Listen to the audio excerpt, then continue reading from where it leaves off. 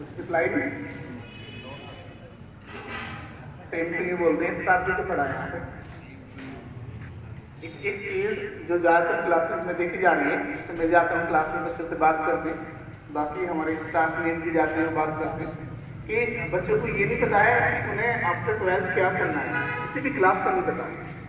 अभी जो 11th के नए बच्चे आ रहे हैं उनसे पूछते हैं आपने क्या लिया है, कि मैथ्स लेंगे आप, बायो या आर्ट, तो बच्चे कुछ भी ले रहे हैं, उनसे पूछते क्या करना है, उनके ऊपर 12th करना है, बाद में देखते हैं क्या करना है। तो ये जो बाद में देखने वाली कहानी है ये बहुत डेंजर है, बहुत खतरनाक है ये, और बाद में देखने के चक्कर में आप ये भूल जाते हैं।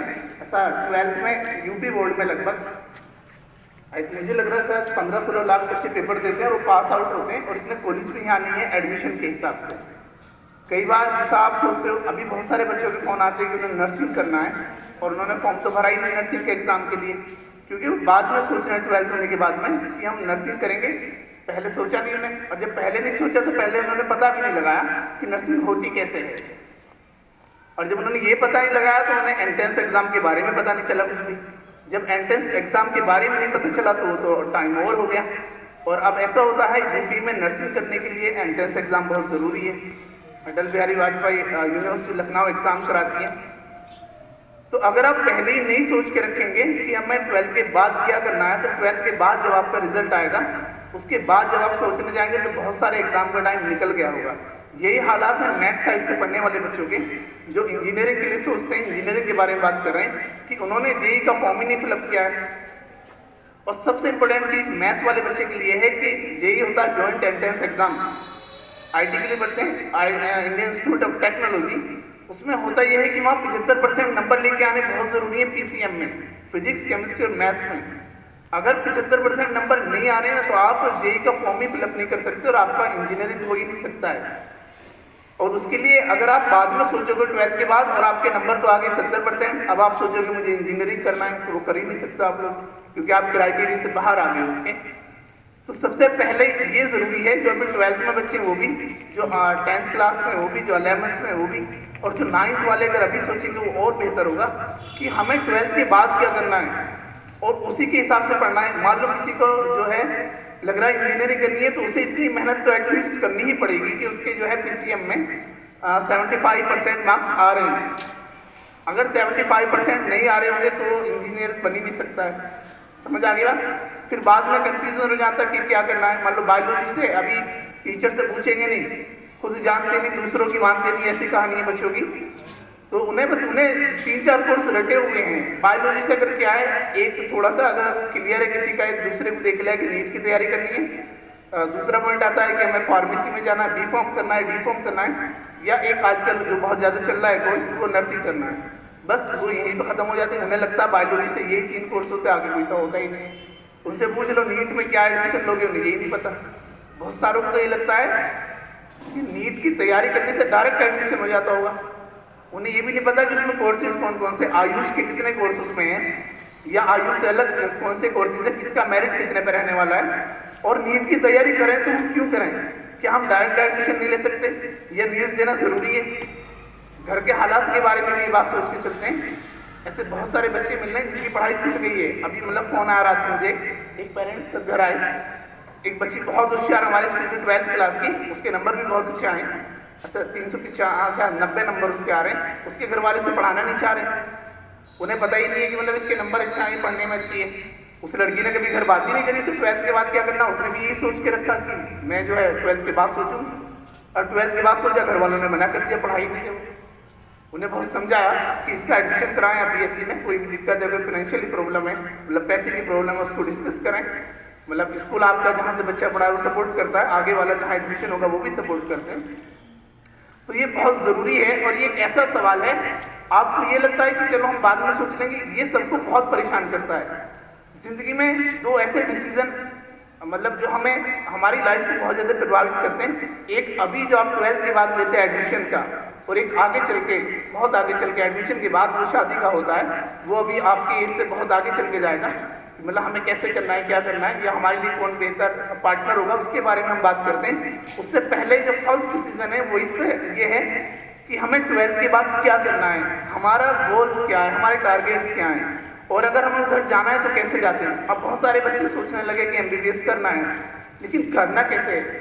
मतलब जानने के लिए ज़रूरी है कि आपको हर एक चीज़ पता हो जाए कि ऐसे ऐसे जाते हैं। मान लो आपका टारगेट है कि मुझे 12th के बाद दिल्ली जाना है, तो तुम्हें रास्ते भी पता होने चाहिए और क्या क्या संसाधन है वहाँ जाने के लिए, ठीक है, ट्रांसपोर्ट क्या है वो आपको आइडिया हो जाएगा तो आप एकदम चले जाएंगे 12th के जस्ट बाद में। लेकिन अगर आपको आइडिया ही नहीं होगा तो आप कैसे जाएंगे। बहुत सारे बच्चे प्लान करते हैं, ऐसे अभी मेरे साथ भी थे बच्चे जो मेरे पास रह रहे थे, वो कहा कि चलो सर रिजल्ट के बाद घूमने चलेंगे शिमला। अगर ठीक है, रिजल्ट के बाद मैंने फोन किया कैसे जाते हैं शिमला, उन्हें ये नहीं पता कहाँ से जाते हैं शिमला, मतलब उन्हें आइडिया ही नहीं है, बस उन्हें ये पता शिमला जाएंगे। अब मतलब बस से जाते हैं, ट्रेन से जाते हैं, कहाँ से ट्रेन है, कहाँ से मिलेगी, मतलब प्लेन से जा सकते हैं, नहीं जा सकते हैं। तो ये सारी चीज़ तो पहले प्लान करते हैं ना हम लोग। इसको कहते हैं वार रूम स्टडी, मतलब युद्ध स्तर पर तैयारी करते हैं। युद्ध स्तर का मतलब है कोई भी बारीक चीज़, कोई भी छोटी चीज़ छूट ना जाए।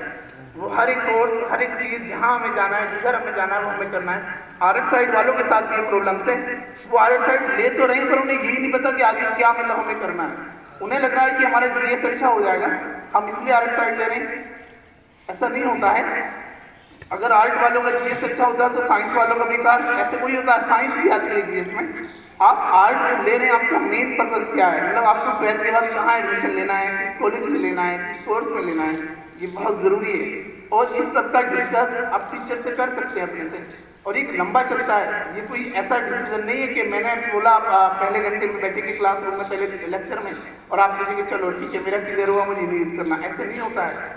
उसके लिए बहुत सारी चीज़ें देखनी पड़ती हैं। उस तरह के लोगों से मिलना होता है हमें जिन्होंने नीट क्वालिफाई किया या IIT क्वालिफाई किया है, या उससे अलग कोर्स मतलब वो कर रहे हैं। BVOC का एक बहुत अच्छा कोर्स है जो अगर वो करना चाहते हैं तो उससे संबंधित जो स्टूडेंट है, जो हमारे सीनियर से उससे मिलते हैं। ये जो आपका स्कूल है जो पूरी 20 सालों से ज़्यादा से लगभग चल रहा है, 24 ईयर्स में, उसके एलमनाई हर जगह हैं, हर कॉलेज में इसके एलमनाई हैं, हर फील्ड में है। फार्मेसी में भीड़ लगी हुई है यहाँ के बच्चों की। अगर आपको फार्मेसी करनी है तो उसे मिलना चाहिए, स्कूल से पता करें कौन बच्चा है। मतलब अगर आप बोलेंगे प्रिंसिपल सर से कि हमें ये करना है, हम उनसे मिलवाएं, तो प्रिंसिपल सर अवेलेबल कराएंगे आपको बच्चों को, इंजीनियरिंग के लिए भी अवेलेबल कराएंगे। ऐसे ही होता है, कुछ बच्चे नंबर कम आने की वजह से उन्हें लगता है कि बड़े कम नंबर आ गए, हम क्या करेंगे। तो इसका एक बहुत बेहतर एग्जाम्पल है, 2017 में एक लड़की थी विजय लक्ष्मी, शाहजहांपुर से, बहुत होशियार थी वो। उसका मैथ्स का पेपर लगभग 2 घंटे में हो भी जाता था, और उसके नंबर बहुत कम आए, 65% आए। उसके बाद वो डिप्रेशन में भी रही कुछ दिन।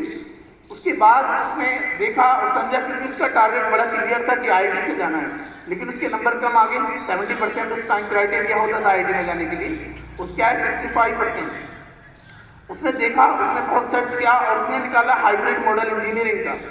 ये मैंने उससे पहली बार सुना, ऐसा ही हो जाता है। हाइब्रिड मॉडल होता है कि हम IIT से पढ़ाई तो करते हैं, हमारी डिग्री IIT से मिलती है, पर हमारा कॉलेज दूसरा होता है, तो हमारे सपने ऐसे पूरे हो जाते हैं। उसने वो किया, आजकल वो राजस्थान में और एक अच्छी पोस्ट पे है, गवर्नमेंट इंजीनियर हो गई है वो। अभी मैसेज का आया था पीछे, और वो स्कूल में सर से भी मिलने आई थी, स्टूडेंट्स के लेके आई सबको।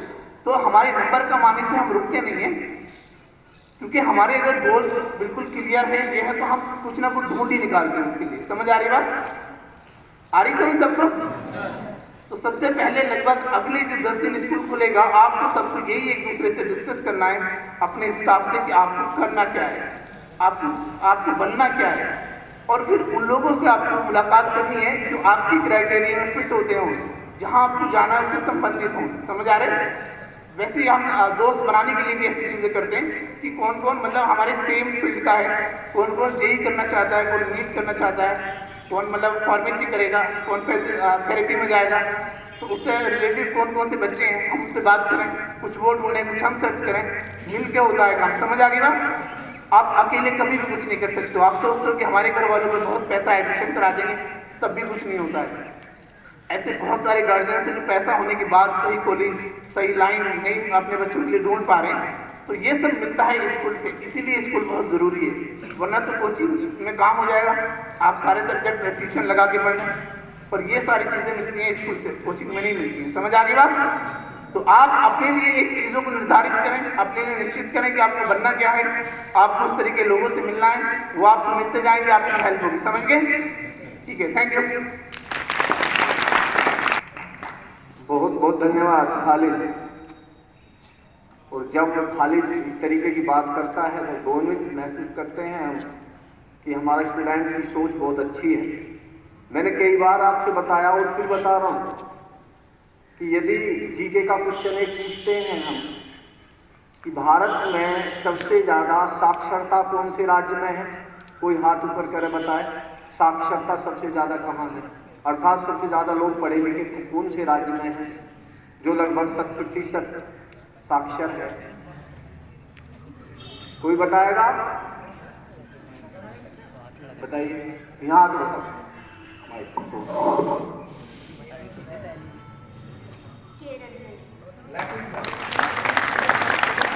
सबसे कम साक्षरता वाला राज्य, सबसे कम साक्षरता वाला राज्य, आओ तेज आएंगे, शाबाश, बहुत अच्छे।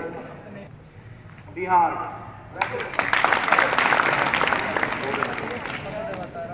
सबसे ज्यादा IAS PCS किस राज्य के बनते हैं, कौन बताएगा? सबसे ज्यादा एक रेशो के अंतर्गत IAS PCS इंडिया में जो सबसे बड़ी पोस्ट मानी जाती है IAS की, कहाँ के बनते हैं? ऑल स्टूडेंट कोई बताए? देखिए, बिहार के बनते हैं। कहाँ के बनते हैं? बिहार के। कभी सोचा क्यों बनते हैं? दो कारण हैं इसके।